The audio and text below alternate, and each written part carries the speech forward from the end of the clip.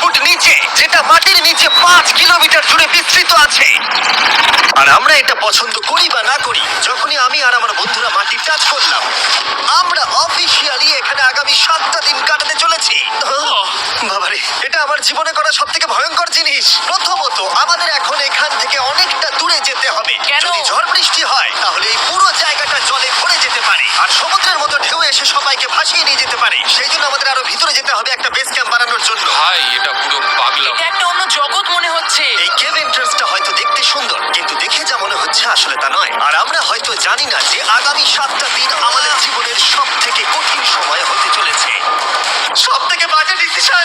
ঠিক আছে, আর কিছুক্ষণের মধ্যে অন্ধকার হতে চলেছে। ক্যাম্প না করলে আমরা বিপদে পড়বো। আমরা কোথায় যাচ্ছি সেটা কি বলবে? আমাদের ক্যাম্প সেটআপের জন্য একটা ফ্ল্যাট গ্রাউন্ড খুঁজতেই হবে। কেভের ভেতরে ঢোকার পরে আমরা এমন একটা জায়গা খুঁজে পেলাম যেটা অনেকটা উঁচুতে থাকায় আমরা জল থেকে সুরক্ষিত থাকতে পারবো। তার মানে এটা ক্যাম্পের জন্য পারফেক্ট। পারফেক্টটা একটু বেশি হয়ে গেল। মোটামুটি বলা যেতে পারে। ঠিক আছে, ক্যাম্পের জন্য মোটামুটি। প্রথম দিনের বাকিটা আমরা কাটিয়ে দিলাম আমাদের জিনিসপত্র আনতে। প্রত্যেকটা ব্যাগের ওজন প্রায় 80 পাউন্ড। আর যেমনটা তোমরা ফুটেজে দেখছো, আমরা এটা করতে 4 ঘন্টা লাগিয়ে দিলাম। এখান থেকে যাওয়া খুব কঠিন।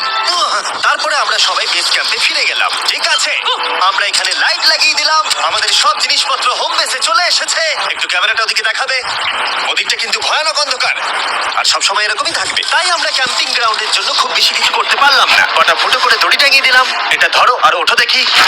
মনে হচ্ছে আমাদের হ্যামকগুলো ভালোই সাপোর্ট পাবে। আর তারপরে আমাদের সার্ভাইভাল গাইড জোয়ের সাহায্যে আমরা হ্যামক টানালাম। এই সরু দড়িটা আমার হ্যামকটাকে ধরে রাখবে। হ্যাঁ, ডিনার খেয়ে আমরা প্রথম রাত্রি ঠান্ডার জন্য তৈরি হলাম। আমি মিথ্যে কথা বলবো না, আমি যতটা ভেবেছিলাম তার থেকে এই হ্যামকটা অনেক বেশি কমফোর্টেবল। এই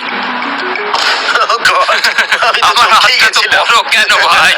এই কেভটা 2.5 কিলোমিটার ডিপ, আর আমরা এখন এন্ট্রান্সের কাছেই ক্যাম্পিং করছি। কাল আমরা অনেক কিছু এক্সপ্লোর করব।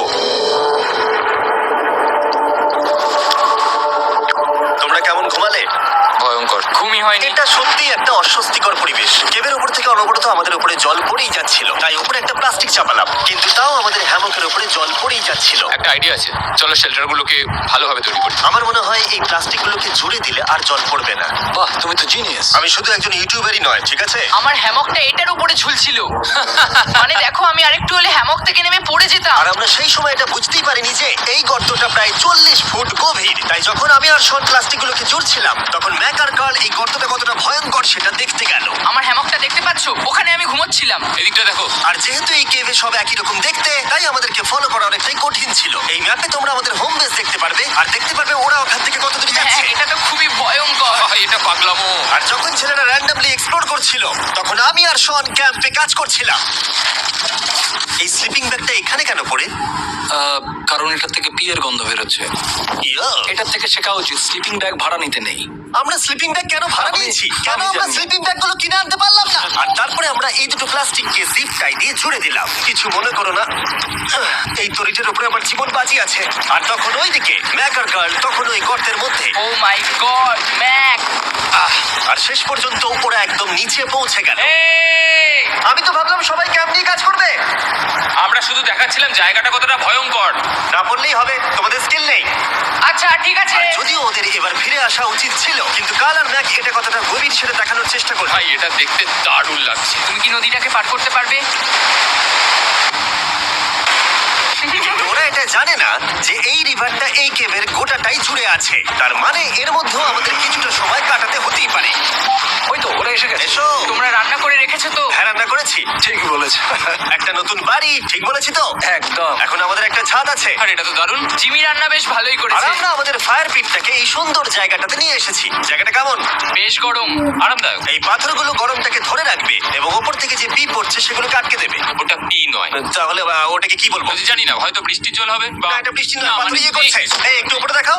তুমি মেঘ দেখতে পাচ্ছো? পাথর দেখা যাচ্ছে। এটা বৃষ্টি নয়, রক পি। Rock P. ঠিক আছে রকপি। ঠিক আছে, রক পি। আর একটা শুকনো রাত ঘুমিয়ে কাটাবার পরে আমরা ঠিক করলাম জো আমাদের সার্ভাইভাল এক্সপার্ট, তাকে নিয়ে আমরা কেভের শেষ প্রান্ত অব্দি যাব। Cave! Cave! Cave! Cave! Cave! Cave! দেখা যাক আমরা কেভের কতটা গভীরে যেতে পারি। তোমরা কিন্তু মনে রাখবে আমরা সবেমাত্র কেভের এন্ট্রান্সের দিকেই আছি, আর আমাদের ইচ্ছা এই কেভের শেষ প্রান্ত অব্দি যাওয়া, অবশ্যই না মরে গিয়ে। ও মাই গড, এটা তো খুবই স্টিফ। আরে এটা তো সবে শুরু। আমরা কেভের আরো গভীরে এসেছি। তোমরা সবাই সাবধানে আসবে। এটা খুবই ছোট জায়গা, আমার মনে হয় না এখান থেকে আমি যেতে পারবো।